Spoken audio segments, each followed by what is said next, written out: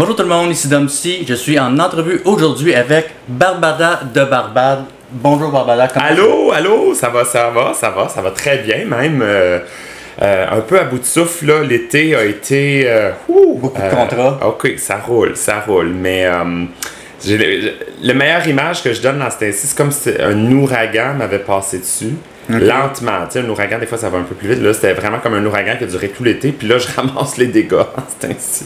Mais ça a bien été. Ça a vraiment été un très bel été. Puis tu sais, on peut absolument pas se plaindre après les 2 ans de pandémie. Non, effectivement. Là, ça fait du bien d'avoir un été déconfiné, avec des festivals qui partout, avec des rassemblements, avec pas de masque, évidemment, avec des gens moins malades, heureusement. C'est vraiment un bel été. Excellent. J'aimerais savoir, la personne derrière Barbada, l'a grandi où? En région, à Montréal? Bon, ok. Moi, je suis né à Beauport, en banlieue de Québec. OK. Mais j'ai déménagé, ma mère et moi, on a déménagé quand j'avais 3 ans en banlieue de Montréal. Donc, tu sais, on s'entend que j'ai toujours vécu à Montréal, ou presque, là, du moins sur la rive sud de Montréal. Puis là, depuis 8 ans, maintenant, j'habite au centre-ville, dans le condo où nous sommes en ce moment. Voilà. On donnera pas l'adresse, non? Non, s'il vous plaît, pas tout de suite. Non. Ton adolescence, ça s'est passé comment? T'étais plus genre un petit bum, à son affaire, président de classe? Quel genre d'adolescent c'est une bonne question. En fait, moi, dans ma vie, là, j'ai toujours été quelqu'un de très, très différent.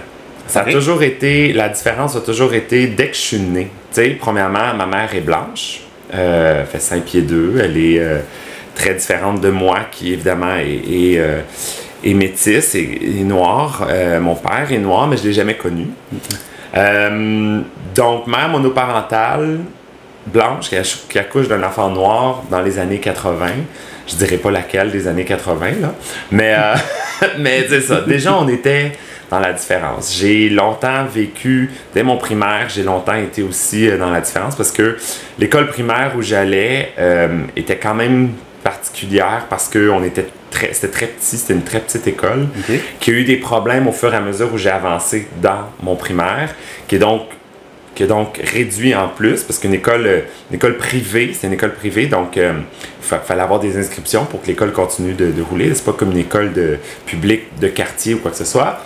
Et donc, après, quand j'étais rendu en 4e année, on était 8 dans ma classe de 4e année, avec Mme Pinsonneau. Je me souviens de Mme Pinsonneau. Puis je dis 8, mais je sais pas si avec le chiffre, avec les années, le chiffre, faudrait que je retrouve les photos de classe de Mme Pinsonneau. Et l'année suivante, l'école a encore eu des problèmes et a déménagé dans un petit appartement à La Salle. C'était dans le coin de La Salle, la Chine, là, toujours dans ce coin-là. Mais là, déménagé dans un petit appartement. On était 12 dans toute l'école, de 1re à 6e année. Okay. Alors, dans ma classe de 5e année, ben, je veux dire, il n'y avait même pas de classe de 5e année. C'était vraiment une classe de 1, 2, 3. Et la classe de 4, 5, 6. On avait 2 enseignantes, une qui faisait les mathématiques avec les 4, 5, 6 le matin, l'enseignante qui était aussi la directrice, Mme Jenke, qui faisait le 1, 2, 3 l'après-midi, le matin plutôt, qui faisait le 1, 2, 3, qui faisait le français, les autres choses comme ça. Puis on switchait l'après-midi. Donc 12, toute l'école, ce qui m'a permis de sauter ma 6e année parce que ça allait tellement vite, on apprenait extrêmement vite. Ça m'a permis de sauter ma 6e année et d'aller directement au secondaire. Donc j'ai fait tout mon secondaire avec 1 an de moins. J'ai commencé le secondaire à 11 ans, ensuite j'ai eu 12 ans en secondaire 2, 13 ans en secondaire 3, etc. Fait que déjà, il y avait une différence au niveau, à bien des égards, au niveau de la maturité, au niveau de l'âge, forcément. Et je te dirais que j'étais quand même bon, très bon à l'école. Là, j'avais des méritas, j'avais des mentions, etc. J'ai quand même été quelqu'un qui était très studieux. Tout mon secondaire, cégep aussi, des très bonnes notes. À l'université aussi, quand même, mais beaucoup moins assidu, là, je te dirais, à cause principalement à cause de l'enseignement, parce que là, j'avais commencé à travailler aussi, donc je combinais les deux. Barbada est apparu à ce moment-là aussi, ou du moins l'univers de la drague est apparu à la fin de mon cégep. Et là, ça a commencé à être beaucoup plus difficile de combiner tout ça. J'ai toujours été très, très impliqué dans beaucoup de choses. Moi, en fait, le principe, c'est que je dis oui. Puis je sais pas, peut-être que un psychologue serait capable de te le dire, là, mais j'ai jamais trop su pourquoi, mais je disais toujours oui à ce qu'on me proposait. Je sais pas si c'était par peur de déplaire ou si c'était parce que vraiment j'avais un intérêt à plein de choses, puis je me disais, OK, donc c'est comme ça qu'en secondaire 2, par exemple, j'ai commencé les cadets. Il y a quelqu'un qui m'a dit, ah, viens t'inscrire. Il faisait un peu de recrutement, un collègue de secondaire 2. Puis j'ai commencé les cadets, j'ai fait toute ma carrière de cadet. C'est là que j'ai commencé la musique aussi dans les cadets, parce qu'on m'a dit, ah, inscris-toi à la musique. On m'a dit, veux-tu faire de la flûte traversière, parce que j'étais aux percussions. Ils m'ont mis aux percussions, puis ils m'ont dit, veux-tu faire de la flûte à place? Il me manque quelqu'un à la flûte traversière. J'ai commencé la flûte traversière comme ça. J'ai continué des cours de flûte par la suite. Et ainsi de suite. Je te dis, là, la drague est arrivée à cause de ça aussi, parce que quelqu'un m'a proposé et m'a dit, ah, ça te tente dessus? J'ai dit, OK, on l'essaye. Il voulait me proposer de danser pour son spectacle. Il faisait des shows de drague. J'ai dansé avec des dragues pendant 2 ans et quelques. Ensuite, on m'a proposé de faire un concours de drague. J'ai dit, OK, je vais l'essayer. J'ai pas gagné, c'était merdique mon affaire. Mais tu l'as essayé. Je l'ai essayé.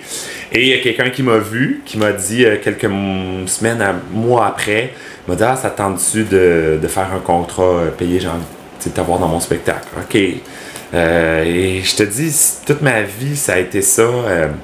C'est sûr que quand je m'implique dans quelque chose, je le fais à fond. J'aime ça bien le faire, puis j'avoue que je me donne à 100%. Quand j'aime beaucoup. Et j'y mets vraiment beaucoup d'énergie, beaucoup de temps, puis tout ça. Mais il reste que c'est pas nécessairement moi qui initie ces choses-là. Okay. Tu comprends?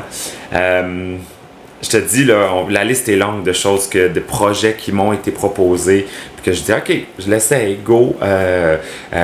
Des fois, évidemment, j'y amène du mien un peu pour dire, bon, ben oui, ça m'intéresse. On va ta touche personnalisée. Exactement, voilà, exactement. Mais très souvent, c'est eux qui m'approchent, puis voilà. Wow. Ouais. Diplômé bachelier en enseignement de la musique. Oui. Tu enseignes à des enfants du primaire. Exactement. Commencer à travailler avec des tout petits pour, j'imagine, c'est la flûte à bec. Parce qu'on l'a tous subi, on a sûrement la même âge ou presque. Là. On l'a tous subi. Moi, c'était comme ça, je le voyais. Comment tu fais pour fonctionner avec des tout petits? Ben écoute, c'est sûr que bon, ça prend de la patience, ça prend de l'humanité beaucoup aussi. Il faut être humain, il faut être soi. Ça prend, je l'ai dit, énormément de patience, mais je pense que ça prend de l'audace aussi, quand même un peu. C'est sûr que moi, je suis le prof de musique. Hein? Souvent, je suis la matière qu'on associe. Bon, certaines fois, ça dépend toujours du prof, évidemment, mais où on va beaucoup plus avoir du plaisir. Dans l'art, normalement, il y a le côté plaisir qui est associé à ça. Un peu aussi comme le prof d'éducation physique aussi. Où, on s'amuse, il faut qu'il y ait du plaisir. C'est sûr que moi, j'ai quand même, puis j'ai pas les élèves très longtemps dans la semaine. Je les ai 1 heure ou 1h30, des fois un peu plus, dépendamment des écoles qui choisissent, selon ce qu'ils ont choisi. Mais normalement, c'est 1 heure ou 1h30, dépendamment des niveaux, par semaine. Tu sais, j'ai pas chaque groupe par semaine. Fait que c'est sûr que ça me permet de voir les élèves seulement 1 fois ou des fois 2 fois par semaine, dépendamment. Fait que c'est pas très, comment dire... oui, par contre, je les vois sur une longue période, c'est-à-dire que je peux les revoir, je peux être là d'année en année, puis continuer dans cette école-là, puis revoir les élèves progresser de première à deuxième, à troisième, à quatrième, etc., etc. Sauf que c'est pas la même chose qu'un prof qui est avec eux tous les jours de la semaine. T'sais. C'est vrai. Avec le même groupe tous les jours de la semaine. Ben, qu'est-ce que c'est? C'est ça qui est le fun, c'est que le cours, moi je le vois quasiment comme un cours d'art plutôt que juste un cours de musique, parce que j'aime beaucoup intégrer toutes sortes d'autres formes d'art. Ça va évidemment de la danse au... bon, la musique, forcément, c'est le cours de musique, là, mais de la danse au chant, au cinéma, certaines fois, parce que la musique est partie prenante du cinéma. Alors, je fais des projets cinéma avec les enfants où on intègre la musique, on regarde l'importance de la musique, on analyse, on crée, etc., etc. Tout ça dans le cadre, évidemment, je le module pour faire en sorte qu'on voit les choses qui sont nécessaires au programme, là, c'est sûr. Faut faire de la musique un peu forcément, donc oui, la flûte à bec, mais je l'amène de façon beaucoup plus ludique. Écoute, je te dis, moi, j'essaie vraiment d'élargir le plus que je peux les horizons, d'utiliser la musique, d'en écouter beaucoup aussi, pour pouvoir les intéresser le plus possible, pour pas que justement les jeunes et les jeunes plus tard disent « Ah, j'ai subi le cours de musique, j'ai subi la flûte à bec. » Désolé. Voilà, mais je trouve ça plate parce que je me dis, il y a tellement... Oui, c'est ça, c'est la flûte à bec, c'est normal, c'est le seul instrument qui coûte pas cher. On fera pas dépenser 300, 400, 1000 piastres à des parents pour acheter un instrument de musique que les jeunes, on sait même pas si, probablement, ça sonnera pas super bien parce que c'est difficile. Puis deuxièmement, on ne sait pas s'ils vont aimer ça. Troisièmement, l'instrument est trop gros pour eux autres. Ils ne sont pas capables. Aussi bien y aller avec quelque chose de simple qui est la flûte à bec, que si ça casse, ben ça casse, ça a coûté 8$, ça fait pas mal au cœur. Mais il y a moyen quand même de l'amener de façon ludique, de façon le fun. Moi, j'ai combiné Guitar Hero. Wow. Bon, avec de la flûte, donc Flûte Hero que j'ai appelé, où là j'ai créé des partitions ou un peu à la façon de, bon, toutes les shows, là, Just Dance ou tous ces jeux-là, le Guitar Hero, où les notes défilent. Mais moi, c'était la même chose, ils défilent dans une portée, puis tu dois les jouer, tout simplement. T'sais, en commençant avec des notes simples, là, le sol, le la, etc. Puis après ça, tu rajoutes, puis tu fais plusieurs exercices comme ça. Je les ai mis sur... C'est le fun, il y a YouTube, ça aide aussi. Alors, je les ai tous mis sur YouTube, qui permettait aux jeunes de les faire à la maison, sur l'ordinateur. Beaucoup, beaucoup plus facile avec ça. Puis, il y a moyen de rendre ça ludique, il y a moyen de rendre ça le fun pour justement, puis pas juste ça, d'élargir aussi. Oui, c'est le fun de faire de la flûte à bec, mais à un moment donné, il faut que tu décroches aussi. Il faut en faire jouer, mais pas tout le temps, pas à tous les cours. Puis j'essayais, mon but c'était, mettons, on commence la flûte à bec en 3. Oui, on en fait un peu plus en 3e année pour installer les bases, mais en 4e année, vous êtes plus autonome. Là. Puis plus ça va aller dans l'année, plus vous allez le faire par vous-même. Vous allez le travailler un tout petit peu à la maison par vous-même de façon autonome. Puis en classe, on va faire autre chose.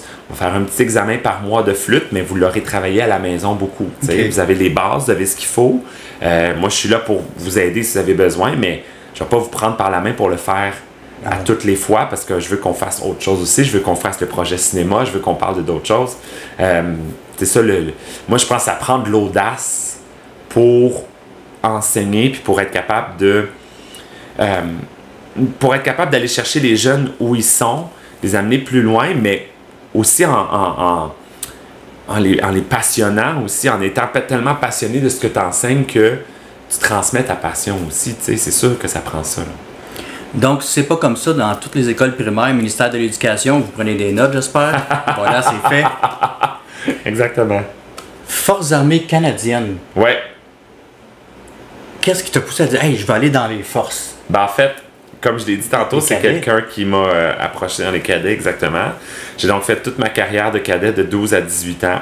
18 ans, j'ai pris un petit break parce que, bon, officiellement, tu peux aller jusqu'à 18 ans et 365 jours ou 364 jours. À 19 ans, il faut que tu quittes. Moi, il me restait une année, mais j'avais d'autres projets. Je finissais le cégep à ce moment-là. J'ai fait un stage au Guatemala dans le cadre de mon programme au cégep aussi. Alors, là, j'ai pris une break. Puis par la suite, quand j'ai commencé l'université, j'ai revu un des officiers qui était sur mes camps d'été de musique, qui lui était un peu plus vieux que moi, donc il était officier sur le camp d'été. Parce que dans les cadets, il faut comprendre qu'il y a comme deux catégories. Il y a les jeunes, là, les cadets, qui sont de 12 à 18, puis il y a les officiers qui, eux, sont des membres des forces canadiennes, qui font partie de la réserve, une section de la réserve qui s'appelle le corps d'instructeurs de cadets, les CIC, ou du moins ça s'appelait à l'époque, je ne sais pas si ça a changé, mais à l'époque ça s'appelait les CIC, le corps d'instructeurs de cadets, qui chapeautent les cadets, qui épaulent les jeunes, dans l'instruction des cadets, dans tout qui touche le programme des cadets. C'est pas des gens qui sont appelés à aller combattre en Ukraine. Bon, évidemment, il n'y a pas de soldats qui vont battre en Ukraine, mais tu comprends ce que je veux dire. Oui. C'est pas cette branche-là. C'est des membres quand même... c'est des membres en bonne et due forme des forces canadiennes, mais d'une section qui s'appelle la réserve, donc, et qui s'appelle le corps d'instructeurs de cadets. Bref, lui, quand j'ai commencé l'université, il était à mon université, il dit « Ah, tu vois, quand je te disais qu'on me propose, il m'a proposé, il m'a dit hey, le corps de cadet où j'étais, j'ai changé de corps de cadet, le corps de cadet où j'étais à Laval, il cherche un officier de musique, est-ce que ça te tente? J'ai dit bon, je vais essayer, pourquoi pas. C'était à Laval, c'était à fucking Laval. Mais j'ai dit oui. Et là, de là, j'ai été ce qu'on appelle instructeur civil. Donc, j'étais un adulte qui enseignait, mais des fois, il y a des spécialités dans les cadets qui nécessitent des connaissances quand même plus approfondies, notamment la musique entre autres, mais il y en a d'autres aussi qui font en sorte que des fois il y a certains officiers qui n'ont pas ces connaissances-là, alors il faut qu'ils aillent chercher des personnes de l'extérieur. Donc moi j'étais instructeur civil pendant les premiers mois. J'ai fait mon processus d'enrôlement, j'ai fait ce qu'il fallait pour m'enrôler, puis je me suis enrôlé encore une fois comme officier au niveau du corps d'instructeur de cadets. Et c'est ça, j'ai mon beau certificat signé par Michael Jean, la gouverneure générale du Canada à l'époque, et j'ai continué ma carrière au niveau du programme des cadets, mais comme officier. J'ai fait des formations, dont une en Colombie-Britannique, à Esquimalt aussi, puis plusieurs ici au Québec, à Valcartier entre autres, puis à d'autres places aussi. Mais évidemment, le programme, quand tu es officier dans les cadets, tu fais toujours ça à temps partiel, c'est-à-dire que tu es vraiment... tu as un autre job à côté, tu as un autre... c'est souvent des profs parce que ça permet d'avoir l'été libre pour aller faire des camps d'été. L'été. Okay. Donc, ça, c'est vraiment... Là, sur le camp d'été, par exemple, on n'est plus à temps partiel. On est vraiment à temps plein. On vit sur le camp d'été. On est là 24 heures sur 24. On dort sur le camp d'été. Puis, on est là les 8 semaines que dure notre camp d'été. Là. Donc, voilà. Ça, c'était vraiment... Alors, c'est ça. J'ai fait ça pendant plusieurs années. Jusqu'à ce qu'à un moment donné, je me tanne. Puis, je me dise, là, j'en ai trop dans mon assiette. J'ai décidé de couper ça. Moi, j'aime beaucoup. Quand j'aime beaucoup. Mais quand j'aime plus du tout. C'est terminé, ça revient plus. Alors, là, cette soirée-là de novembre 2010, j'ai dit, c'est assez. C'est là que ça va se terminer.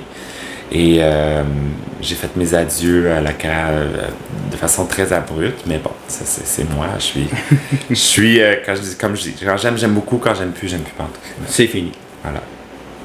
Barbada de Barbade, date de naissance 5 février 2005. Oui, exactement.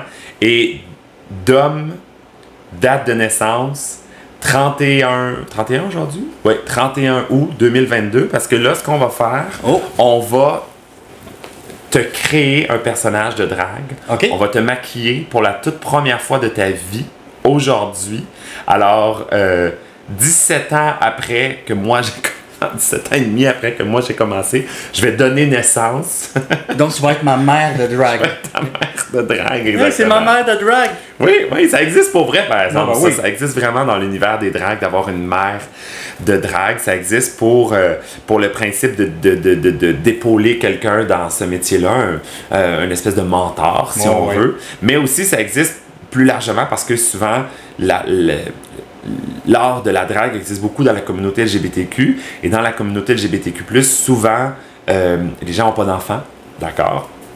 Et donc, on adopte des gens sous notre aile qu'on chapeaute. Je fais une description, une brève très très vite, là, parce que c'est plus large que ça aussi. Ça vient entre autres dans des années 80, quand c'était très underground aussi, le milieu LGBTQ, il y avait plein d'événements LGBTQ qui se faisaient là, qui étaient très underground, très cachés, mais puis les gens étaient souvent rejetés par leur famille et donc c'est créé un genre de cellule familiale. Oui, exactement. Donc, c'est une famille choisie, comme on dit. Parce que comme tu étais rejeté de ta famille quand tu faisais ton coming out, ben, tu n'avais pas le choix de te tourner vers des amis qui faisaient partie de la communauté LGBTQ aussi souvent et qui devenaient ta famille. Et donc, tu avais quelqu'un qui t'aidait à grandir dans la communauté, qui devenait ta mère, si on veut. Puis bon. Bref, à nouveau, je fais une description très, très brève. J'invite les gens, s'ils veulent voir un peu cet univers-là aussi, puis comprendre le phénomène des mothers puis des house qu'on appelait, c'est le documentaire Paris is Burning, qui est vraiment, vraiment un beau documentaire là-dessus, qui montre vraiment tous ces milieux-là, underground, des balls, des happenings qui se passaient dans les bars underground, un peu cachés, justement, puis où, justement, il y avait ce sentiment de communauté-là, puis etc. C'est un très, très beau documentaire, Paris is Burning, à voir si ça vous intéresse, d'en apprendre plus. Mais là, nous...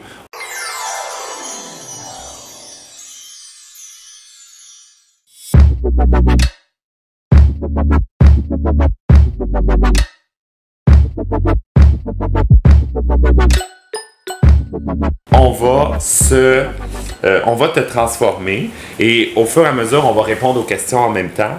Donc, tu pourras me dire... comme ça devant toi? Oui, exactement. Okay. Puis, on continue, on répond aux questions, on y va. Là, évidemment, on va y aller un peu plus simplement. On va y aller dans un maquillage un petit peu plus soft. Là.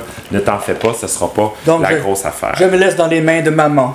De maman, voilà. Et tu vas avoir tout ce temps-là aussi pour trouver un nom de drague également, hein, parce que c'est quand même pas... À moins que tu y aies déjà pensé. J'ai essayé d'y penser. J'ai pas trouvé. OK. Évidemment, je me fiais, mais je regardais les noms des autres drags. J'étais comme, OK. Mais j'ai rien trouvé de... Souvent, il y a un jeu de mots aussi associé. Oui. Moi, j'ai pas choisi ça, mais t'as raison. Il y a souvent un jeu de mots d'associer comme Mona de Grenoble, par exemple, que je trouve très drôle. Le meilleur nom, puis je suis déçu qu'il soit déjà pris, parce que je pense que je te l'aurais donné sinon, mais le meilleur nom que j'ai jamais vu, entendu plutôt, c'est Vaseline Dion. Wow! Ça, je trouve ça parfait. Vaseline Dion. Ça fait un petit clin d'œil justement à la vaseline qui a souvent été cliché là, dans la communauté LGBTQ. Dire, ben ouais, c'est ça. Voyons donc, c'est pas un cliché. Ben, c'est un petit peu quand même. Quasiment pas. Mais, ouais. Et donc, moi, Vaseline Dion, ça m'aurait... j'aurais ri, là, vraiment. Là, j'ai très, très ri quand j'ai entendu ça. La question que tu te fais le plus souvent poser, puis que t'es pas tanné, puis tu fais comme, ben voyons, je suis plus capable de répondre à ça. Je suis pas sûr que je serais tanné. Je dirais pas que je suis tanné d'y répondre, mais parce que moi, dans mon cas, c'est pas quelque chose qui est primordial ou important, mais il y a beaucoup de gens qui demandent si on dit il ou elle. Tu sais, on dit-tu, exemple, ils me disent, ils viennent me voir après un spectacle, puis ils me disent, oh mon Dieu, mais t'es tellement belle. Ah, mais là, on dit-tu belle ou beau? Bon, là, je suis comme, moi, je leur dis, regardez, là, simplifie-toi la vie. On dit, t'es magnifique, t'es extraordinaire, t'es fantastique. Voilà, problème réglé. Si vraiment tu veux savoir si tu te adresses à moi en elle ou lui, ben, c'est sûr que, regarde, là, j'ai pris 1h30, des fois 2 heures pour me préparer, me transformer, etc., faire le maquillage, pour effectivement avoir un peu plus l'air d'une elle. Tu sais, on s'entend, là, j'aurais pas... je pense que c'est évident. Alors, je mets des bijoux, je mets etc. Clairement, je préfère que tu dises elle, parce que sinon, si tu penses que réellement je suis un lui, ben j'ai peut-être pas fait un si bon travail que ça à tout me transformer. T'sais. Par contre, je préfère de loin quelqu'un qui dit moi, comme je te dis, quand je suis en Barbada, je préfère elle, mais je préfère de loin quelqu'un qui me dit bonjour monsieur, en s'adressant à moi, que bonjour grosse vache. Tu comprends ce que je veux dire? Dans le sens que techniquement, quelqu'un qui me dit monsieur, c'est poli, là. Tu sais, je veux dire, il s'est forcé pour dire monsieur pour être poli. Oui, c'est sûr que je préférerais que ce soit madame quand je suis en Barbada, forcément. Ben oui. Parce qu'à cause des raisons que je viens d'évoquer. Sauf que je me dis, en autant que ce soit poli, tu sais.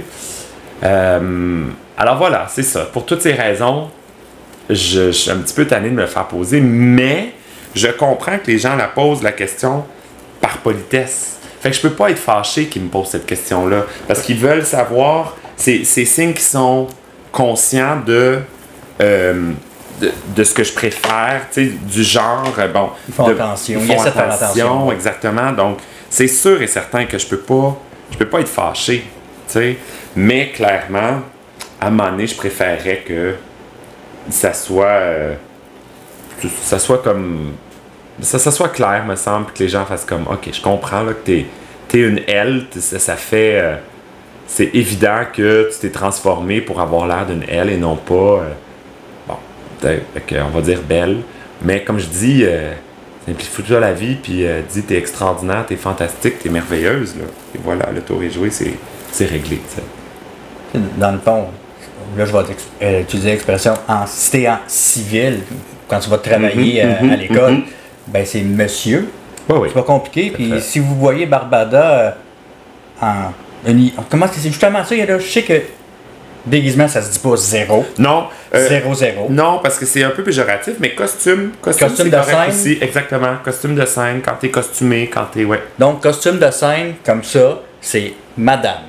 Voilà. Si vous vous faites enseigner, monsieur. Voilà, exactement. Exactement. Mais, comme je vous dis, de loin, je préfère le mauvais genre puis une appellation polie que le bon genre puis... Même chose, tu sais, je veux dire, moi, je m'attends pas à ce que quelqu'un soit offusqué si, par exemple, la personne a les cheveux longs, un homme a les cheveux longs, puis je le vois de dos, puis je dis, excusez-moi, madame, vous avez échappé quelque chose. J'ai dit madame, là. J'ai pas dit, excuse-moi, gros cave. Ou grosse vache, tu sais. Bon, ben, c'est ça. Puis à quel moment aussi, pour un homme, c'est une insulte de se faire dire madame? Évidemment, à moins que ça soit dit de façon clairement pour se moquer ou quoi que ce soit. Mais moi, je suis désolé, là.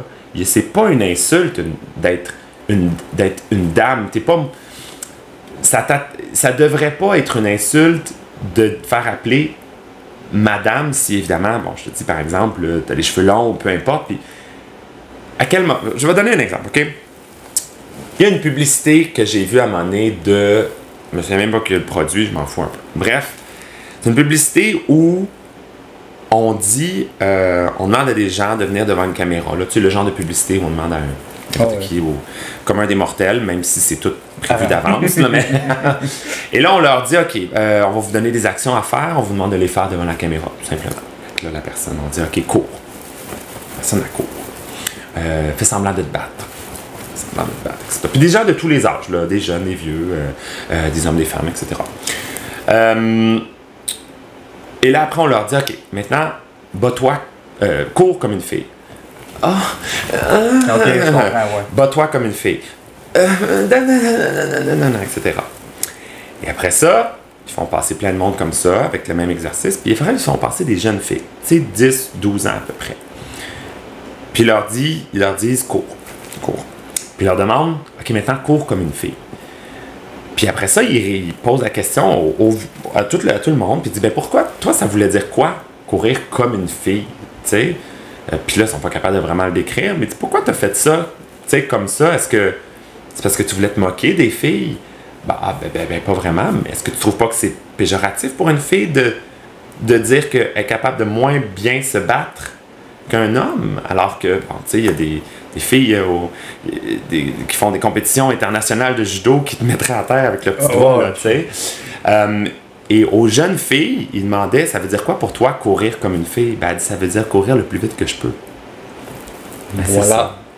Ça devrait être ça. Puis à toutes les fois, je le dis, puis j'ai toujours un petit quelque chose parce que je me dis, crime, à nouveau, peut-être que c'est arrangé, là, je m'en fous que ce soit arrangé ou pas, mais il y a des jeunes filles qui ont compris quelque chose que des adultes n'ont même pas compris.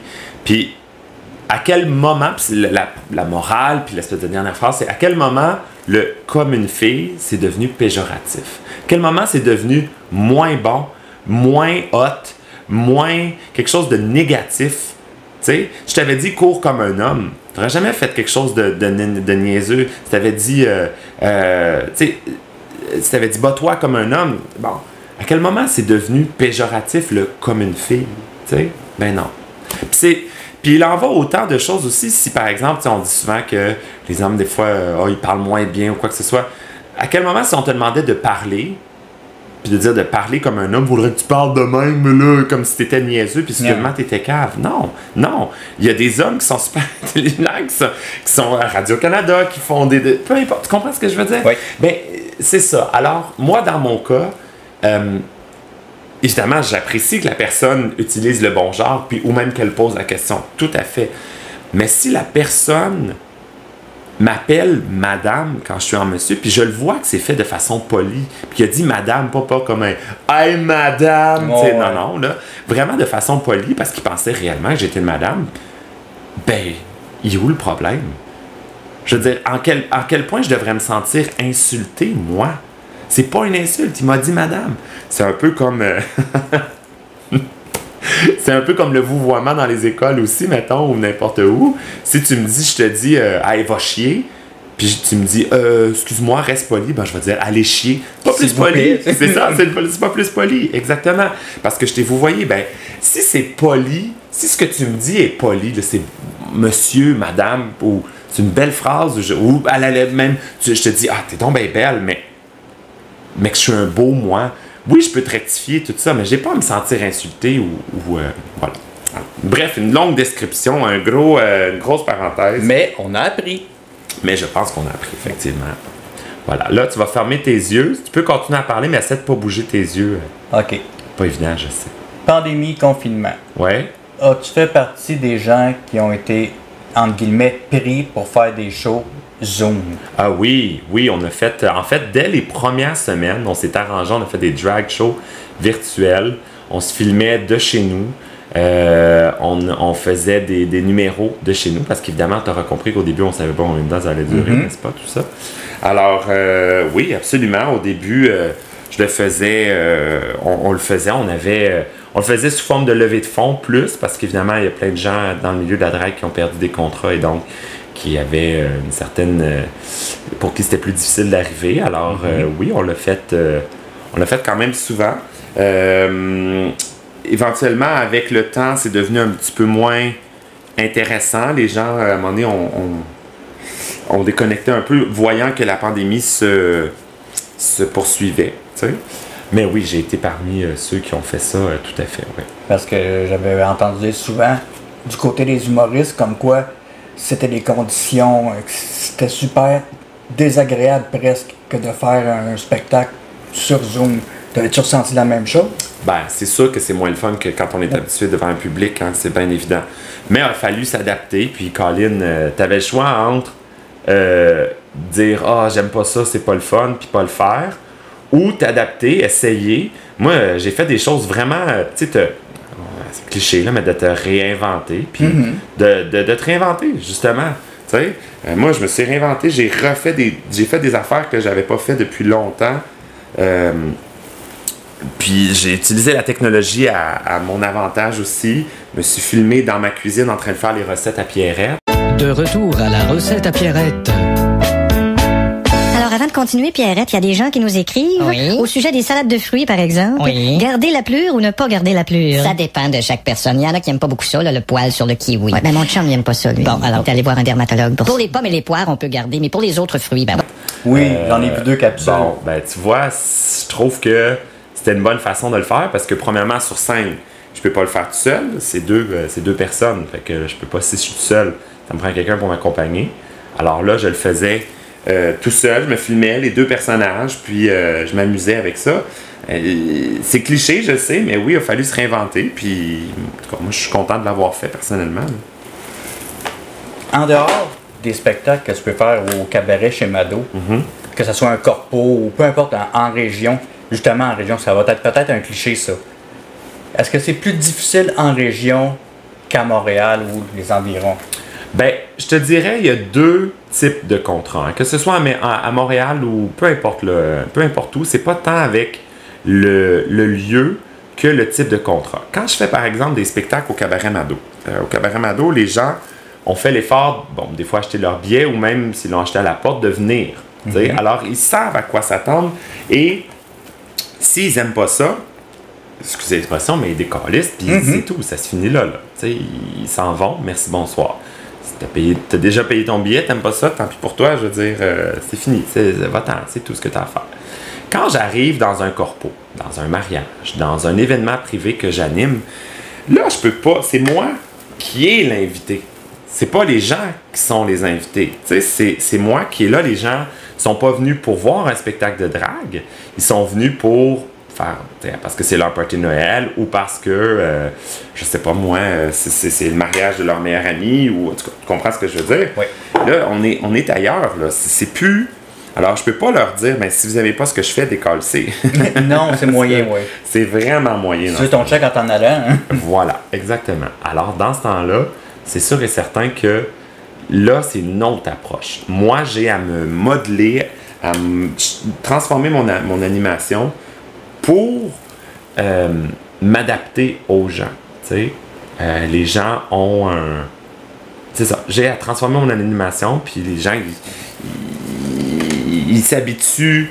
Moi, je m'adapte à eux.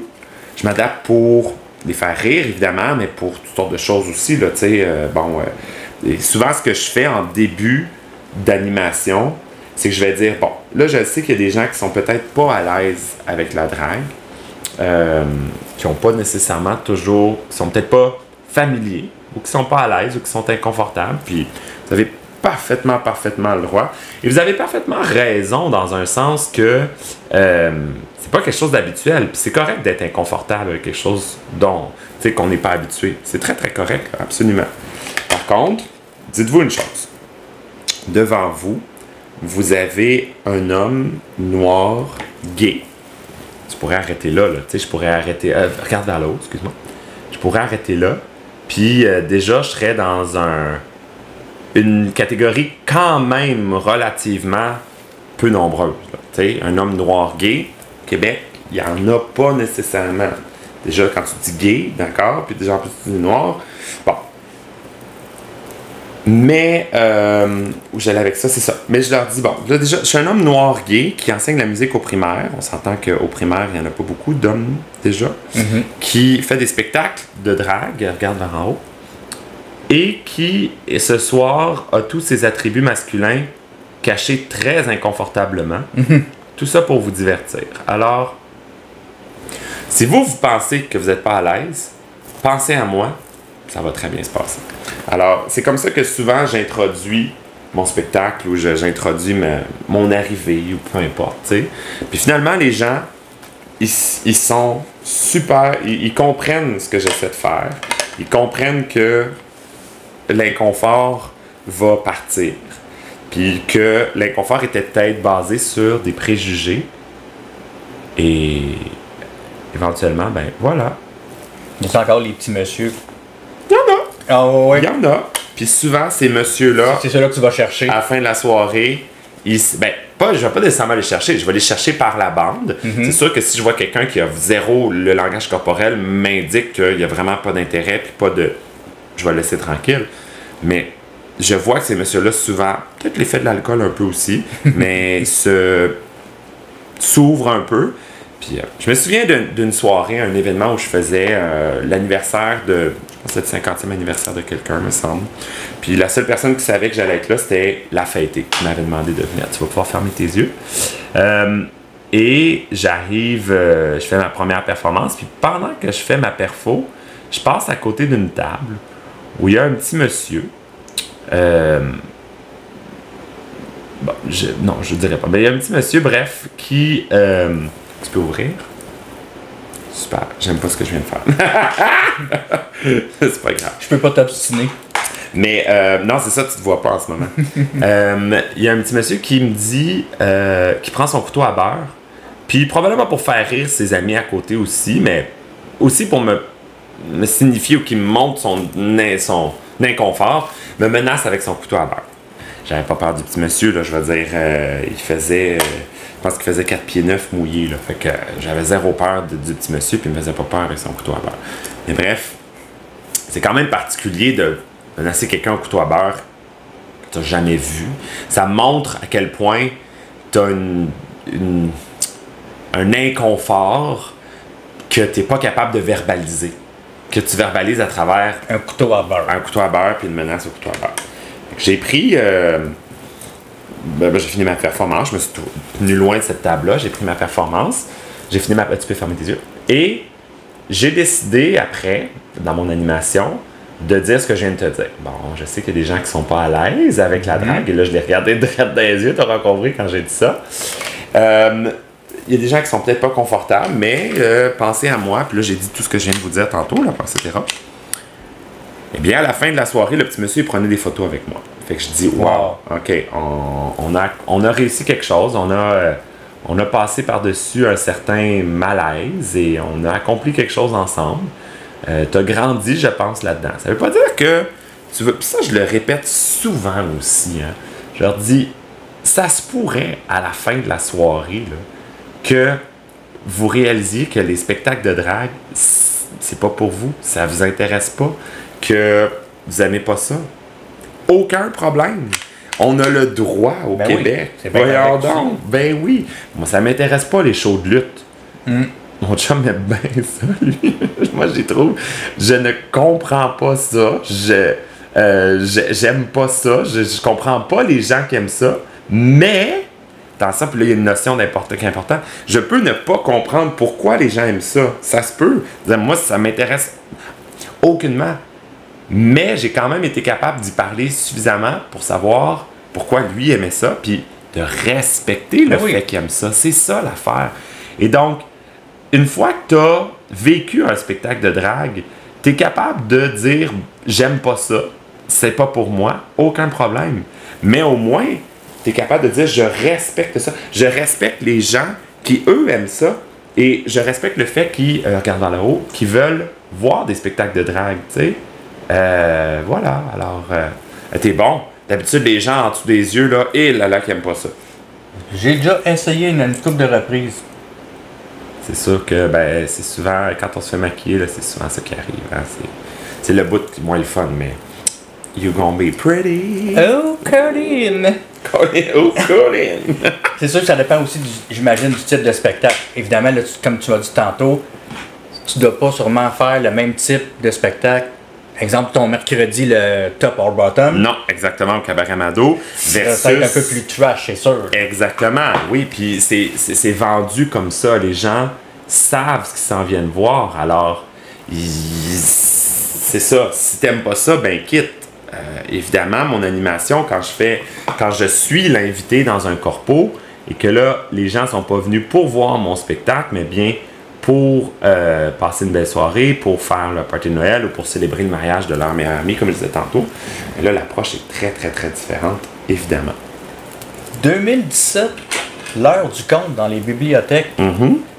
Bonjour tout le monde, ici Barbada de Barbade. Je suis honoré d'être ici aujourd'hui à la bibliothèque de Pointe-aux-Trembles pour vous présenter l'heure du conte. Ça fait maintenant plus de 2 ans que je fais les heures du conte, ces magnifiques activités un peu partout à Montréal, dans les bibliothèques et les librairies.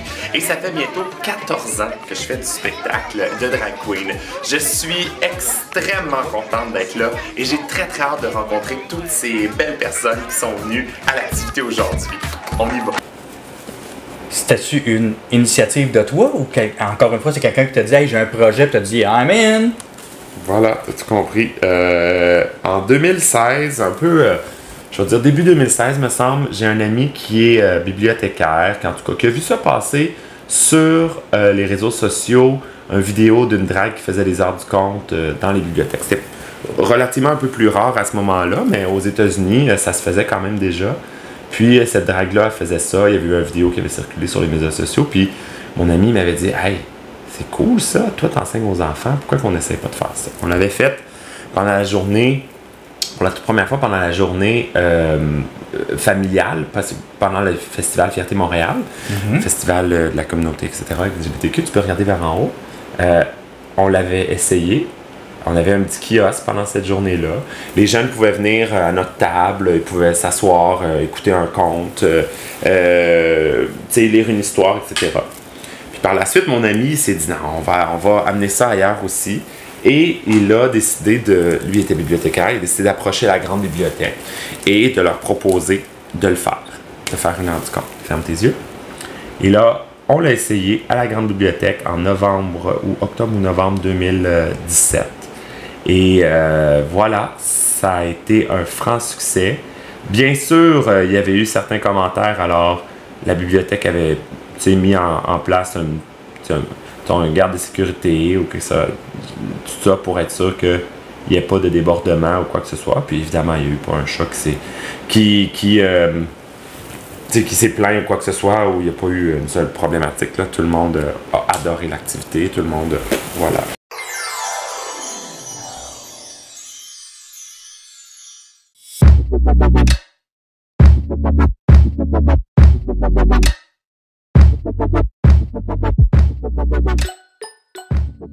Le 17 juin dernier, l'excellente Sophie Durocher, ça c'est du sarcasme, a écrit un texte d'opinion dont on se calisse, qui ne comprend pas pourquoi il y a autant de drague à la télévision, que le phénomène lui échappe, et effectivement, elle se demande pourquoi la bibliothèque de Dorval a présenté l'heure du conte, puis là j'en passe. Là. Qu'est-ce que tu as pensé de son texte d'opinion, puis ça a eu des répercussions sur toi, parce que veut pas, dans le front page de son texte, C'était ta photo. C'était ma photo, effectivement. Ben, écoute, faut jamais oublier une chose, par contre. Tu sais, la liberté d'opinion et la liberté d'expression, et ça va dans les deux sens. Si moi, j'ai le droit d'exprimer ce que je ressens, ou ce que je vis, ou ce que... etc., si j'ai le droit d'exprimer... Bon, les autres personnes ont le droit de le faire aussi. Ils peuvent questionner, ils peuvent remettre en question. Fine. Clairement, tu sais, je pense qu'elle pose les mauvaises questions, en savoir que... en plus, je l'ai même pas lu au complet. J'ai vu un peu ce qui s'était passé. J'ai vu que c'était mon image. J'étais comme, pourquoi là? Qu'est-ce que c'est que ça encore? Là, etc. J'en avais déjà un peu dans la boue dans le toupette à cause de justement l'événement à Dorval ou tout ça, qui a fait un peu de bruit. Bon. On vit dans une société où on a le droit de s'exprimer. Puis, exprime-toi si tu veux, pas de problème. Je trouve ça plate, évidemment, de le faire dans une... en ayant une vitrine comme ça. Mais il faut jamais... faut toujours se souvenir, il faut jamais oublier que le but de ces lettres d'opinion-là, le but de ces textes très incisifs, c'est des clickbait, c'est de faire lire, c'est de faire réagir, tout ça. Et donc... malheureusement, comme beaucoup de personnes ont réagi, ben ça a fonctionné. On est tous un peu tombés dans le panneau. En même temps, qui ne dit mot consent, on ne pouvait pas se permettre, je pense, de ne pas réagir. Je pense que ça aurait été... c'est ça, comme je te dis, qui ne dit mot consent, ça n'aurait pas été productif de dire « bon, on ne répondra pas » parce que il y a du monde qui vont approuver ce qu'elle dit. Oui. Alors, je pense qu'on n'a pas le droit, on n'a pas le choix de se défendre à ce moment-là, puis de répondre, chose que Rita a très très bien fait sur son sur un post, une publication. Bon, qui a eu plus de 10 000 likes quand même, je pense, même plus que ça probablement. Il faudrait retourner voir combien. Oui, vous avez quand même eu beaucoup de soutien et de support aussi de tous les fans. Exactement. Fait qu'en bout de ligne, je me dis, ben, coudonc, dis ce que tu veux, mais en même temps, tu sais, c'est pas une lettre d'opinion rendue là parce que c'est bourré de préjugés. Fait que c'est une lettre de préjugés. Mm-hmm. C'est ça le problème. Parce qu'il y a bien des choses dans ce que tu dis qui ne sont pas la vérité et qui sont basées seulement sur ce que toi tu penses de ça sans t'être informé. Tu sais, ça j'ai eu aussi à faire avec ça. Hein. 2019, j'ai eu... attends, c'est-tu fin 2000? Oui, c'était... mon Dieu, je pense que c'était en... Oh, je suis perdu dans mes années. Fin 2019 ou début 2020, mais avant la pandémie, là, genre peut-être en janvier, début janvier, il y a une certaine Denise Bombardier qui a fait un texte. Aucune idée c'est qui, là. Je l'appelle Madame B, c'est très rare que je dise son nom, justement pour ne pas lui faire de la publicité, mais une certaine Madame B qui a écrit un texte dans lequel elle parlait de l'anxiété des enfants. Je suis comme, bon, c'est un texte qui a effectivement un fond de vérité, parce que les enfants sont anxieux, je sais, je le vois, etc., mm-hmm. pour diverses raisons et tout ça, dont on pourra discuter, mais à un moment donné, elle mentionne aussi, vers la fin de son texte, elle parle d'un travelot, c'est le mot qu'elle a utilisé, qui fait des heures du compte dans une bibliothèque à NDG, blablabla, etc., dans une garderie à NDG, puis là, elle parle de ça. Je veux même pas lui faire la publicité, je veux même pas parler de son texte, mais tu sais, clairement, c'était pas positif ce qu'elle disait, c'est juste le fait qu'elle utilise travelot en parlant de moi. Elle n'a pas mentionné mon nom, il n'y avait pas ma photo, mais c'est clair pour les gens qui me connaissent qu'elle parlait de moi. Et moi, j'ai répliqué en disant, premièrement, je veux pas qu'on clique sur son lien pour clickbait, là, justement. Mm-hmm. Alors, j'ai copié le texte, je l'ai mis dans ma publication sur Facebook, à la fin de ma publication. Puis j'ai dit, tu sais, moi, je m'efforce de justement tout faire en sorte pour que les jeunes s'aiment eux-mêmes, qui acceptent leurs erreurs, qui acceptent d'être différents, qui acceptent leurs différences, pour que justement ils soient moins anxieux. Et que si vous étiez venu voir une heure du compte, vous l'auriez compris ça. Et vous n'avez même pas fait cet effort-là. Et c'est ça que je déplore un peu, c'est que justement, il y a des choses qui sont dites. Tu sais, un préjugé, là, c'est de juger avant de connaître. T'sais. Oui, ça se pourrait, des fois, que tu dises « Ah, il y a des dragues, ils disent des affaires vulgaires, il faudrait pas qu'ils fassent ça devant des enfants. » Of course, t'as parfaitement raison. Mais c'est pas toutes les dragues. Et ça veut pas dire non plus que parce qu'une drague que t'as vue dans un bar, où le public est 18 ans et plus, a dit quelque chose de vulgaire, qu'elle n'est pas capable après de changer puis d'aller... Bon, voilà. Qu'elle n'a pas le même matériel de nuit ou sur un stage avec des enfants. Et ça, c'est comme ça pour tout le monde. Je veux dire, monsieur un tel qui est avec ses chums de gars puis qui parle de cul, ben quand il s'en va parler à ses jeunes, à ses enfants, il est peut-être papa, là, tu sais, ben... Ils parlent pas de la même façon. Ben non. Ben, c'est le même principe. On est capable de modeler, on est capable de... Bon, moi, les écoles où j'ai eu le meilleur climat de travail, je trouve, c'est les écoles où, sur l'heure du dîner, entre profs, on parlait de fesses, là. Puis on parlait d'affaires d'adultes. Puis on parlait pas juste de choses de notre quotidien, de notre travail, puis de choses de jeunes, puis de... Non, on parlait de choses d'adultes. On est entre adultes pour décrocher, justement. Ouais. T'sais. Alors... Je pense que ça, c'est nécessaire. Je pense que c'est nécessaire de comprendre qu'on peut être plusieurs choses. Et c'est ça que j'ai expliqué dans ma publication par rapport au texte de Madame B. Et alors, j'en étais pas à ma première... je sais pas comment appeler ça. À mon premier balbutiement avec ce genre de préjugés-là. J'ai déjà eu d'autres choses qui sont passées par le passé. Puis, ben, coudonc... À nouveau, il y a des gens qui vont comprendre ce qu'on essaie de faire, puis il y en a qui ne comprendront pas. Ça ne veut pas dire, par contre, et ça, il faut faire très attention, parce que le réflexe naturel, ce serait d'envoyer chier ces personnes-là, tout ça, mais c'est pas la bonne façon. Moi, je suis d'avis que, tu sais, quand Michelle Obama elle disait « When they go low, we go high », puis quand, là, je vais citer la Bible, mais il disait si quelqu'un te frappe sur la joue gauche, présente la joue droite », ben, moi, ce que j'y vois là-dedans, c'est un principe de dire c'est facile de répliquer à de la haine, de la violence, des attaques par une autre attaque. Mais ça te rabaisse au même niveau. Sois plus haut que ça.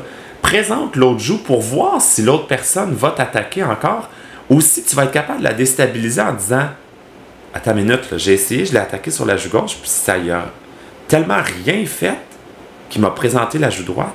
C'est ça, là. C'est ça, cette affaire-là, de dire t'aimes pas la drague? Ça se peut. Viens voir un spectacle. Viens me parler. Viens t'asseoir avec moi. On va en jaser, puis je vais voir qu'est-ce que t'aimes pas. Ça se pourrait que t'aimes pas plus ça après, mais au moins tu vas être capable de respecter ça.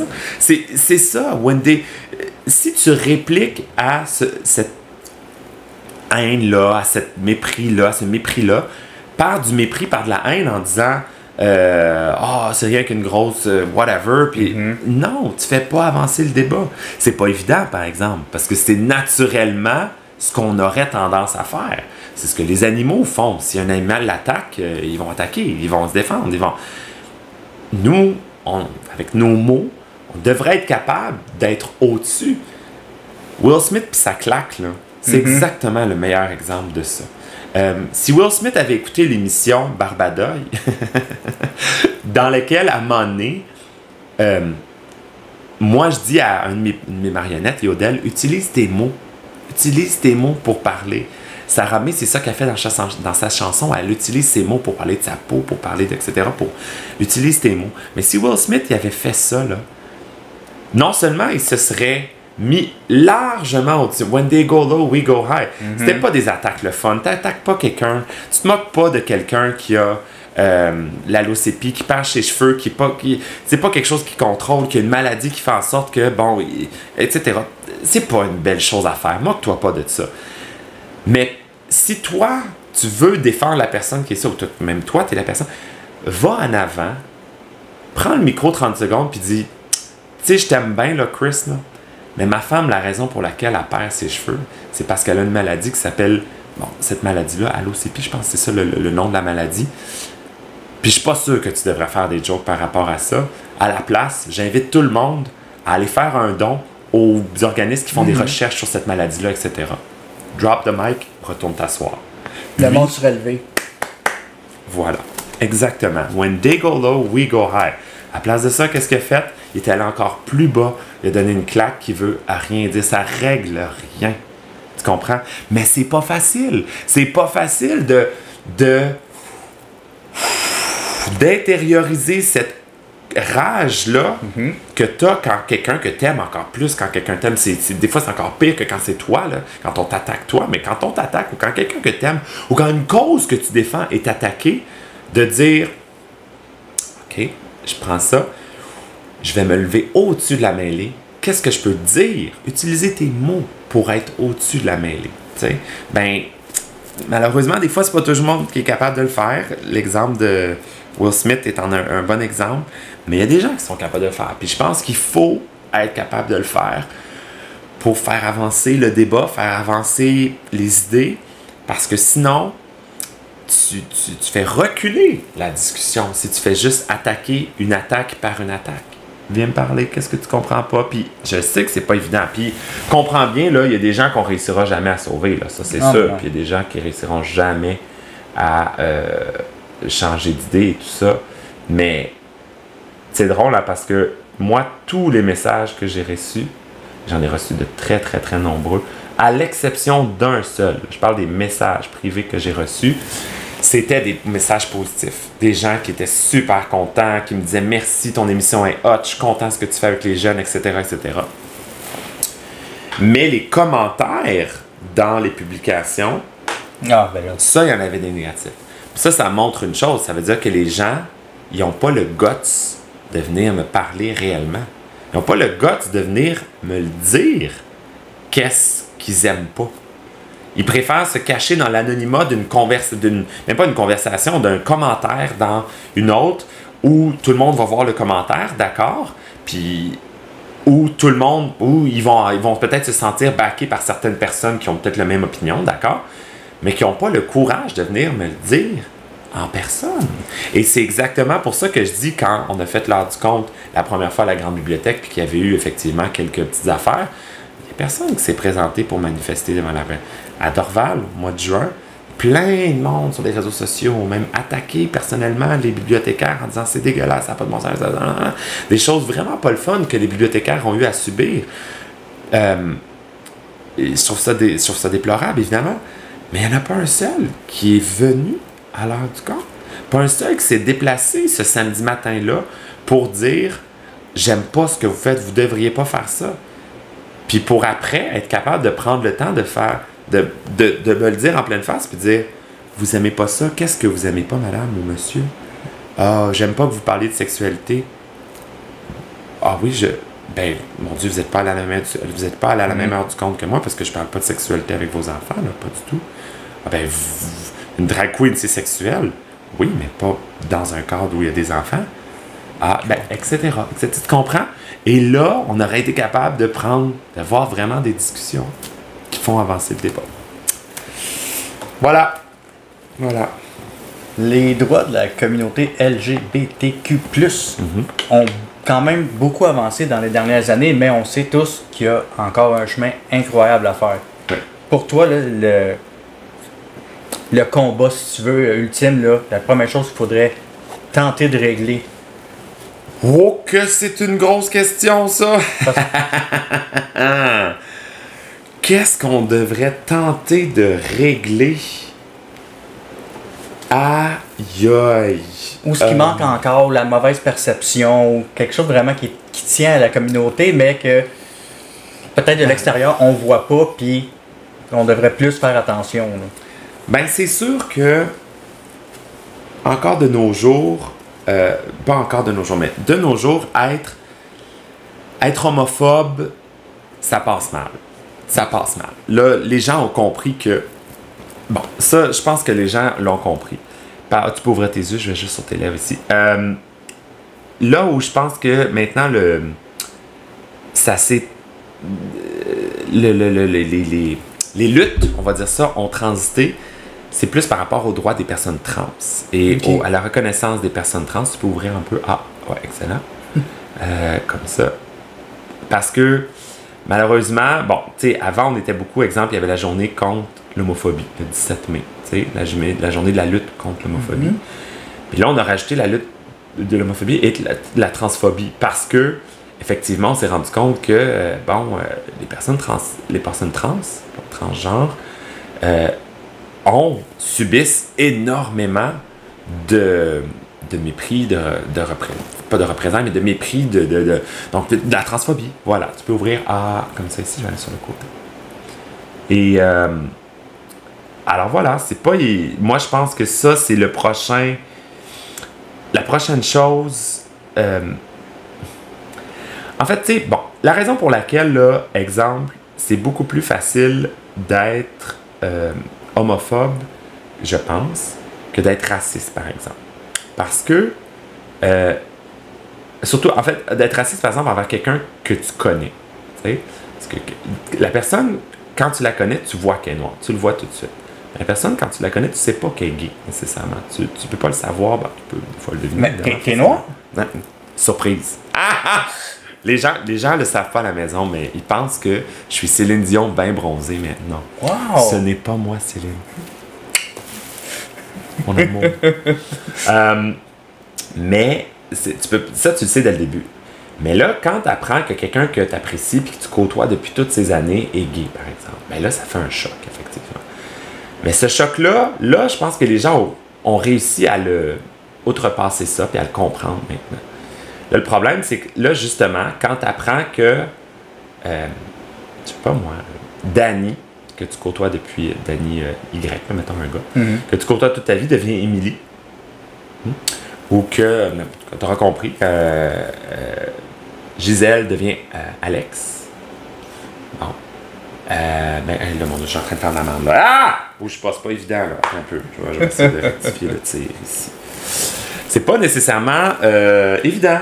Fait que de pas réagir de façon très brusque et même méprisante et transphobe. Tu comprends? Alors, je pense que c'est ça c'est ça les prochaines luttes par rapport aux personnes trans.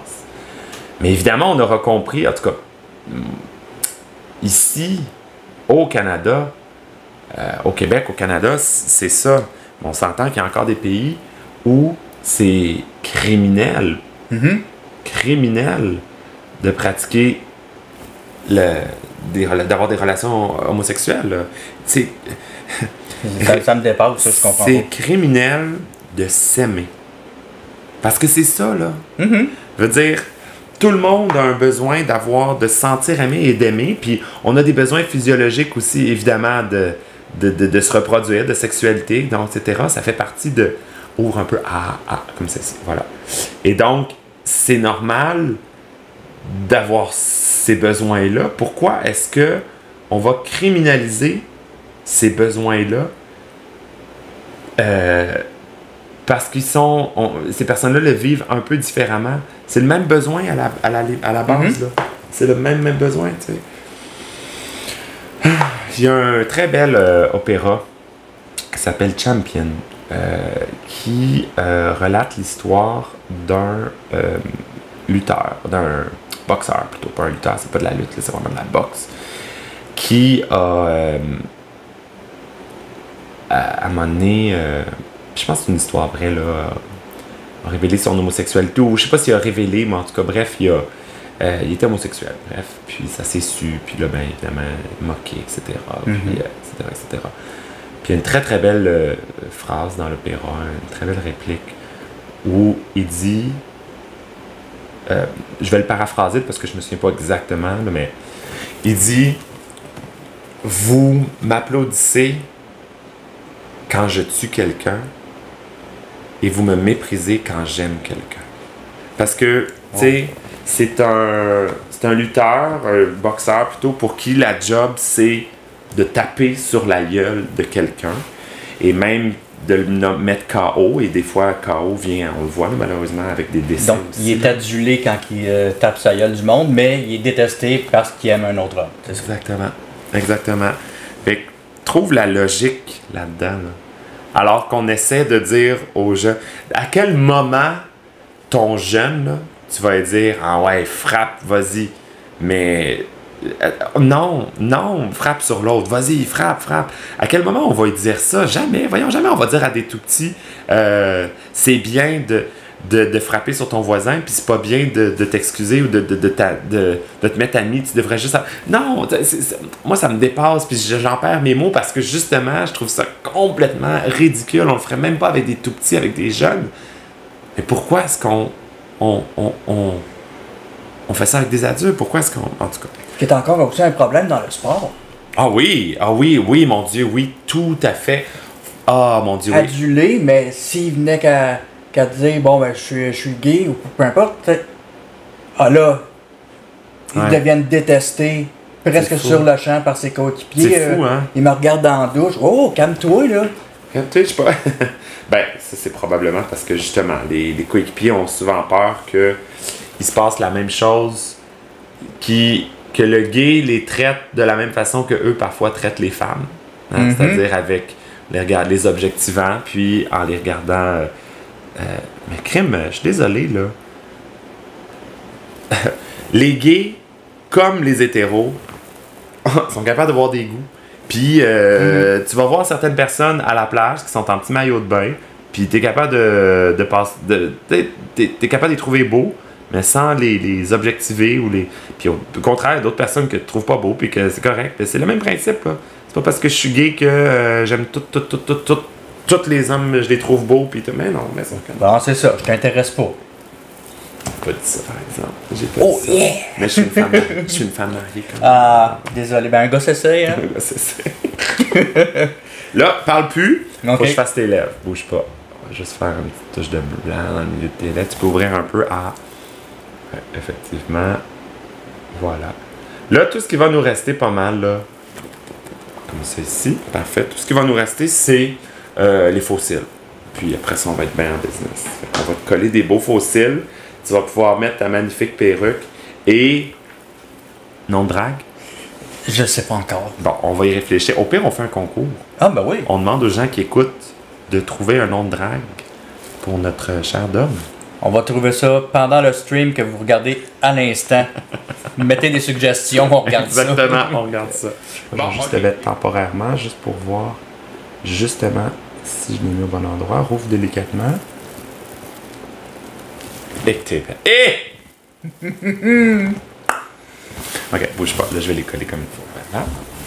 Des émissions comme RuPaul's Drag Race puis Canada Drag Race, j'ai l'impression, c'est peut-être moi qui se trompe, mais que ça a fait exploser davantage le monde de la drague. Je me trompe-tu? Ben, tu sais, la meilleure façon, encore aujourd'hui, de rentrer chez les gens, c'est par la télévision.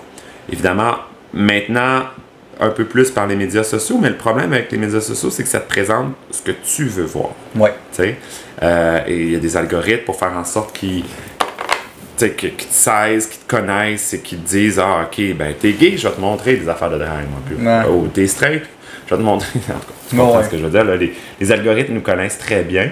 Et donc, ça te présente des opinions qui sont identiques ou similaires à la tienne, des gens qui sont du même milieu. Alors, ça devient une espèce... On a souvent entendu l'expression une chambre d'écho, là. Mm-hmm. Ça devient un peu ça, parce que tu entends des opinions qui sont proches de la tienne, tu vois. Fait que, malheureusement, ça n'a pas le pouvoir nécessairement de la télévision pour faire découvrir aux gens des choses qu'ils ne connaissent pas. Justement, parce que ce qu'ils voient sur les réseaux sociaux, c'est des choses qu'ils connaissent, c'est des gens qu'ils connaissent, c'est des amis, c'est des bons. À moins de faire l'effort d'aller découvrir des groupes, je dis des groupes, mais pas des groupes de musique nécessairement, mais des groupes sur Facebook ou des personnes, des profils sur Instagram, etc., que tu connais pas ou qui sont loin de tes champs d'intérêt. D'habitude, tout ce qui est sur ton Instagram, sur ton Facebook, c'est prévu pour que tu y restes le plus longtemps possible et donc pour te montrer des choses qui sont de ton intérêt, qui sont dans tes champs d'intérêt. Maintenant, à travers la télévision, comme Drag Race, ben là, ça a permis de rentrer chez les gens qui s'attendaient peut-être pas nécessairement à voir ça aussi, à travers des posts très mainstream, mm-hmm. Puis éventuellement même à travers Netflix, qui est très médecine. Tu peux ouvrir doucement. Voilà. Je vais commencer ici. Parfait, on va faire une dernière petite retouche, puis you're gonna be ready! Oh yeah! Alors oui, ça l'a aidé énormément à démocratiser la drague. Vraiment, à l'amener chez les gens, à faire en sorte que les gens fassent comme « Ah, c'est ça que vous faites! » Parce qu'on s'entend, c'est vrai, les gens qui sont loin des grands centres ont peut-être moins accès à ça. Alors c'est sûr et certain que de pouvoir le voir à la télévision, ça aide énormément de dire « Ah, c'est ça l'art de la drague, là je comprends qu'est-ce qu'ils font. » Par contre, et là je mets un gros par contre, c'est véritablement un couteau à double tranchant parce que l'art de la drague, c'est pas nécessairement ce que tu vois sur Drag Race. Premièrement, c'est une... c'est un show en partant. C'est un show de télé. Et un peu. Beaucoup. Et donc, quand tu vois des choses sur Drag Race, c'est pas la réalité, c'est pas les dragues que tu vois. Ici, l'entraide, premièrement, c'est monté, c'est coupé, c'est scénarisé. Écoute, le même exemple que je pourrais donner, puis je l'ai donné déjà dans des entrevues télé ou quoi que ce soit. Imagine des extraterrestres là, qui connaissent rien de l'espèce humaine. Rien de l'espèce humaine. Puis tu leur dis « Ah ouais, tu connais rien de l'espèce humaine? » Regarde Occupation Double, tu vas tout comprendre. Ah! Le meilleur exemple à donner. Exactement. Le meilleur. Bon. Tu connais pas l'univers de la drague? Regarde Drag Race, mais viens voir des shows aussi. T'sais, tu vas commencer à découvrir un peu, j'en reviens à mon exemple d'extraterrestre, tu vas commencer à découvrir c'est quoi les relations humaines là, à travers Occupation Double, mais après ça, viens sur le terrain, tu vas voir, il y a des différences. Même principe. Parce que sinon, tu vas être biaisé pas mal. Hein? Exactement. Oui, c'est un beau show télé, mais ça reste un show télé. Ce n'est pas un documentaire, ce n'est pas représentatif de la réalité, ce n'est pas représentatif des dragues qui n'ont pas les dizaines de milliers de dollars à investir pour aller faire l'émission. Des dragues qui sont dans un contexte, sont pas dans une bulle. Puis le contexte de bulle, le principe de bulle, bien avant la pandémie, ça existait quand on fait ça. Quand tu fais ces émissions-là, tu es séquestré. Comme si tu étais sur un jury, comme si tu étais, tu es dans une chambre d'hôtel. Quand tu pars de ta chambre d'hôtel, puis tu peux pas sortir de ta chambre d'hôtel. Il y a un tape sur ta porte, là, qui fait que si tu sors de ta chambre, tu vas déchirer le tape, puis ils vont savoir que tu es sorti. Tu peux pas sortir de ta chambre, tu es séquestré. Donc, quand tu es dans ta chambre d'hôtel, qu'est-ce que tu fais? Tu pierres des robes, tu prépares tes costumes, tu prépares tes affaires, etc. Tu n'es pas préoccupé à dire « Ah, faut que j'aille faire l'épicerie, faut que j'aille répondre à tel courriel, faut que j'aille ci, faut que j'aille ça, faut que j'aille... » Toutes les autres choses de la vie que tu fais normalement quand tu n'es pas sur une émission de télé. Tu comprends? Alors, les dragues que vous voyez à la télévision, je veux dire, les dragues que vous venez voir dans les spectacles, dans le village, une fois que le spectacle est fini, ils sont pas séquestrés dans une place à dire « Ok, je prépare mon prochain spectacle. » Non, faut qu'ils retournent nourrir le chien, faut qu'ils retournent répondre à des courriels, faut qu'ils retournent faire whatever, préparer aller enseigner le lendemain matin, ça a été mon cas, un exemple, aller retourner au travail le lendemain, peu importe, etc. Fait il y a tout ce côté-là qui fait en sorte que les gens se disent « Ah, ben là, c'est pas aussi bon qu'à Drag Race, mais c'est parce que t'es l'extraterrestre qui découvre la race humaine, mais qui avait l'impression que la race humaine, c'était Occupation Double. Puis là, tu vas dire, ben là, il n'y a pas autant de drama qu'à Occupation Double quand tu regardes la réalité. Ben non, c'est vrai, non. Puis les gens sont pas tous aussi beaux qu'à Occupation Double parce qu'Occupation Double sélectionne certaines personnes qui sont visuellement très intéressantes. Dernièrement, j'ai vu aussi avec un molette, là. Bon. C'est super. Merveilleux. Voilà. Fait que tu sais, ça donne un exemple. Mon cher, ton maquillage est terminé. Excellent. Donc, tu sais quoi? J'ai envie de te rendre un petit peu plus coquine. Ah oui, donc. On va mettre tant qu'être là. Un petit point de beauté. Tiens! Ah! On vous revient, ça sera pas long avec la finale.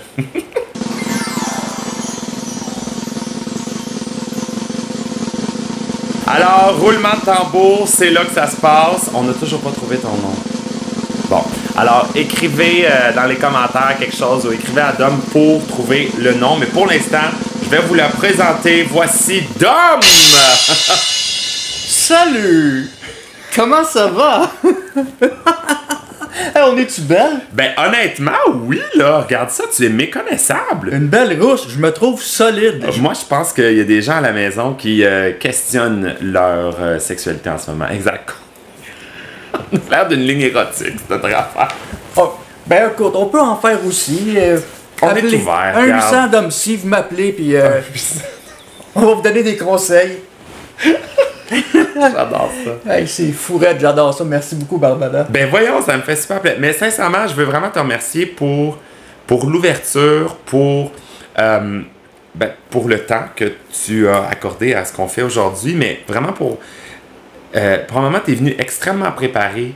C'était pas juste une petite affaire simple d'entrevue de « je vais te poser 2-3 questions, tu as tes cartons, je vois que tu as pris le temps. » Et ça, c'est la chose que je dis à nauséam, c'est prenez le temps. C'est juste ça. Si vous avez regardé la vidéo jusqu'à la fin, ben déjà, vous avez pris le temps et vous avez fait exactement ça. À nouveau, ça se peut que tu finisses en disant « j'aime pas ça », t'as parfaitement le droit. Ça se peut aussi que tu dises « c'était bien malade, je veux aller voir un show de drague », tant mieux, of course. Mais au moins, t'as pris le temps. Parce qu'en prenant le temps, on est capable de comprendre, d'apprendre et de comprendre. Puis c'est en apprenant, en s'éduquant que vient le respect. C'est juste ça. R-E-S-P-E-C-T. Aretha Franklin, elle disait, c'est le respect, c'est juste ça. Le respect, c'est je te comprends, je te vois, je comprends tes réalités. Je suis pas d'accord et j'ai le droit. J'aime pas ça et j'ai le droit. Mais je comprends ce que tu vis et je le respecte. Tu comprends? Je vois qu'on a à la base des valeurs qui sont proches, voire identiques. Oui. Tu comprends? Des valeurs sur l'amour, sur l'acceptation, sur l'autre, etc. Peu importe, etc. Les valeurs qui nous sont chères, elles sont identiques. Et ça, pour les trouver, ces valeurs-là, il faut prendre le temps. Parce qu'on est tellement habitué dans la société de focusser sur la différence. On est tellement habitué, j'ai pas l'exemple là, ok, mais imagine ça ici, là, ma palette de couleurs, d'accord, ok, où toutes les palettes, toutes les couleurs que vous voyez là sont rouges, mettons, sont toutes rouges, d'accord, puis il y en a un ici dans le coin qui est blanc, puis là je te le montre, puis je te dis, ok, maintenant décris-le aux gens qui l'ont pas vu. Décris-le-moi. Vas-y, on fait le test. Décris-le-moi. OK, pour qu'eux aient une bonne idée, le plus simplement possible, mais pour qu'il y ait une bonne idée de ce que je viens de te présenter. OK, donc on va dire par exemple, il y a 36 cercles de couleur rouge et en haut à droite, il y a un cercle de couleur blanche. Exactement. Ça, c'est la description que tout le monde ferait. Je sais pas combien, 1, 2, 3, 4, 5, 20, en tout cas, une trentaine de couleurs, de cercles de couleur rouge avec un cercle de couleur blanc. Mais là, dans la description que tu viens de faire, là, la différence, le cercle de couleur blanc, il a occupé la moitié de ta description. Alors que le cercle de couleur blanc ici, là, c'est un 36e, mettons qu'il y en a 36 de tout ça. T'as pas dit, ben il y a un cercle rouge, plus un cercle rouge, plus un cercle rouge, plus un cercle rouge, plus un cercle rouge, pour qu'on comprenne que finalement, le cercle blanc, il n'est pas si nombreux que ça, il y en a plein d'autres cercles rouges. Alors, dans la description, et tout le monde aurait fait ça, là, je te prends pas, tout le monde aurait fait la même chose. Souvent, dans notre description, on est tellement habitué de focusser, de mettre de l'importance sur ce qui est différent qu'on oublie tout ce qui est pareil. On oublie tous les cercles rouges qui, eux, sont identiques.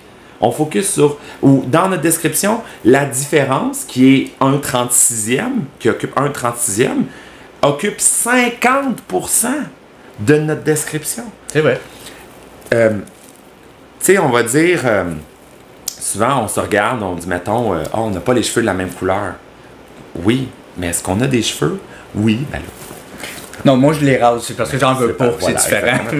Mais bref, c'est un exemple que je donne. On n'a pas les yeux de la même couleur, peut-être, mais est-ce qu'on a des yeux? Oui. Tu sais, on n'a pas la peau de la même couleur, mais est-ce qu'on a de la peau? Oui, puis elle sert à quoi cette peau-là? La même chose pour toi, pour moi. Exactement la même chose. On est tellement habitué de focusser sur les différences qu'on oublie de tout ce qui est pareil. Puis, en prenant le temps, je reviens à ça, en prenant le temps de parler, d'échanger, d'apprendre, bon, on réalise qu'il y a beaucoup de choses qui sont pareilles finalement. C'est ça, on prend le temps de découvrir les choses qui sont pareilles, puis faire comme, ah, t'aimes ça toi faire de la scène, d'être applaudi, ben crime, moi aussi j'aime ça, c'est cool. T'aimes ça, je sais pas moi, être avec tes amis, être en gang, etc. Ben toi tu le fais avec la drague, moi je le fais avec le sport par exemple. Ben pas beaucoup en bout de ligne, on recouche les mêmes choses.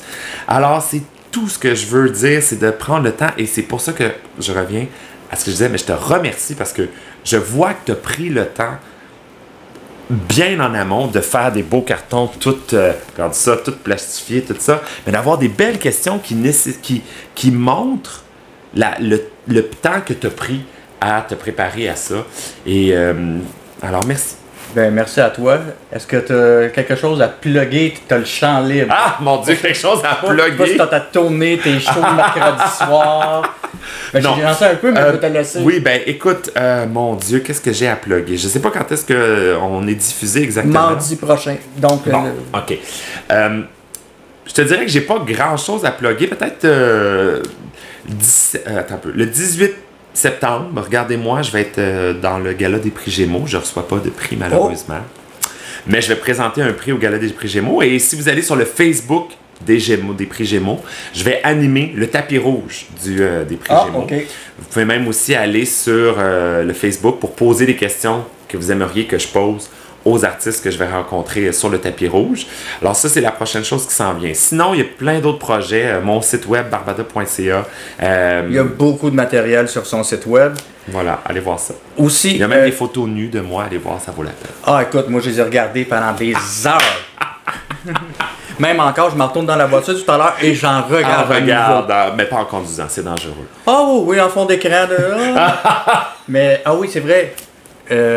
Malheureusement, je pense que le podcast n'existe plus. Big Black and Beautiful, on a un stand-by. Il n'y a pas des nouveaux épisodes, mais le podcast est encore disponible. Big Black and Beautiful, on a une trentaine d'épisodes du podcast que j'anime avec Gabrielle, une drague de Québec, qui est ma fille. On parlait de filles de spectacle tantôt. Allez voir ça, on a eu en entrevue vraiment une foule de personnes, Sophie Durocher non, mais une foule de personnes quand même. On a eu en entrevue Alex Perron, Christine Morancy, même Catherine Dorion de Québec solidaire, on voulait avoir son opinion sur certaines choses. On est allé chercher vraiment, Pierre Cloutier, Mado Lamotte, Rainbow, une drague bien connue aussi.